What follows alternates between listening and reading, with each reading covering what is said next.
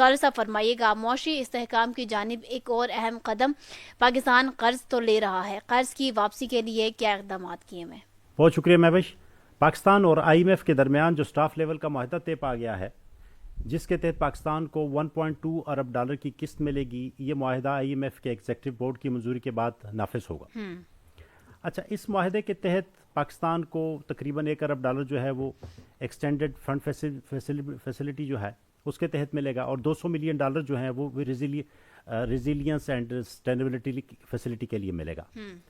اچھا، I am F نے پاکستان کی معاشی جو پالیسیاں ہیں اس کو تھوڑا بہت سراہا ہے، خاص طور پر ٹیکس اصلاحات پر عمل درآمد، پالیسی سطح پر اقدامات تیز کرنے پر، وفاقی اور صوبوں کے درمیان ٹیکس نیٹ بڑھانے اور ریونیو میں اضافے کے لیے تعاون پر زور دیا ہے، ماحولیاتی تبدیلیوں سے نمٹنے کے لیے اقدامات تیز کرنے اور آبی وسائل کے بہتر وسائل.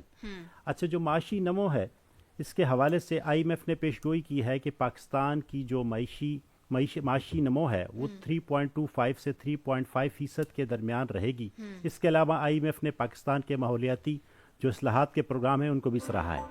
اچھا، اب میں یہاں پہ اپنا تجزیہ یہ ضرور دینا چاہوں گا کہ کب تک یہ جو آئی ایم ایف سے ہم قرض لیتے رہیں گے، اور جس طرح آپ نے کہا کہ شاہ خرچیاں حکومت کی بھی چلتی رہیں گی اور پاکستان قرضوں میں ڈوبا رہے گا، ہم اپنے پاؤں پر کب اور کیسے کھڑے رہیں گے؟ حالانکہ اگر میری نظر سے آپ دیکھیں تو پاکستان دنیا کے درمیان ابھرنے کی کئی وجوہات اور عوامل اس وقت موجود ہیں.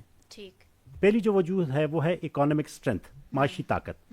اگرچہ پاکستان معیشت اب بھی ترقی کر رہی ہے، لیکن اس نے لچک اور ترقی کا جو مظاہرہ کیا ہے، جو اس کی درمیانی حیثیت میں حصہ ڈال رہا ہے، تقریباً 3.5 بلین ڈالر کی جی ڈی پی کے ساتھ، جو اس سے ابھرتی ہے معیشتوں میں شمار کرتی ہے. اچھا، دوسرا اس میں ہمارے پاس جو ملٹری مسلز ہیں، فوجی اضلاع جس کو کہتے ہیں، پاکستان کی فوجی صلاحیتیں بشمول اس کی ایٹمی طاقت اس کے علاقائی اثر و رسوخ میں اہم کردار ادا کرتی ہے. 2025 کے فوجی انڈیکس میں 12ویں نمبر کے ساتھ ملک کی مضبوط ترین فوج کی موجودگی ہمارے پاس موجود ہے.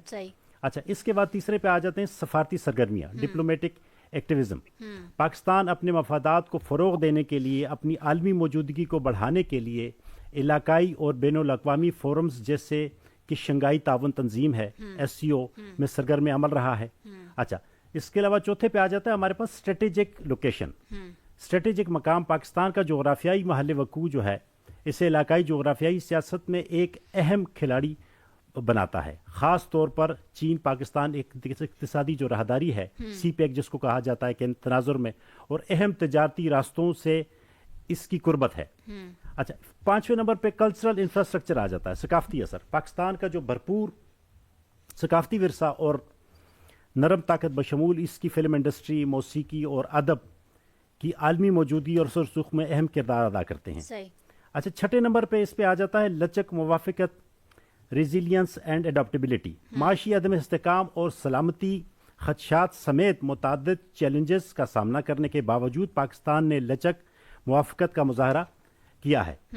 تاہم یہ بات قابل غور ہے کہ پاکستان کی اقتصادی کمزوری نے اس کے عالمی اثر و رسوخ کو نمایاں طور پر محدود اور کم کر دیا ہے.